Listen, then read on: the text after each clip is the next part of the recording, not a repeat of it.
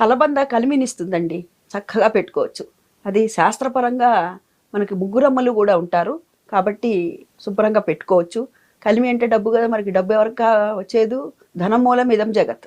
కాబట్టి అమ్మవారి రూపంగా మన భావన చేసుకొని ముగ్గురమ్మలు కూడా ఉన్నారు కాబట్టి భావన చేసి పెట్టుకోవచ్చు శాస్త్రపరంగా.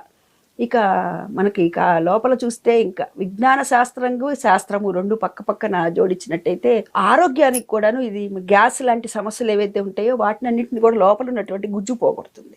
ఆ గుజ్జుని మనం పరగడుపుని తీసుకోవాలన్నమాట. ఒక అర చెంచానో తీసుకోవటం వల్ల మనకున్న గ్యాస్ సమస్య పోతుంది. తర్వాత దానికి ఉన్న బెరడు ఉంటుంది చిట్ట చివరన, అది షుగర్ వ్యాధిని దరిచేరనివ్వదు అని చెప్తారు.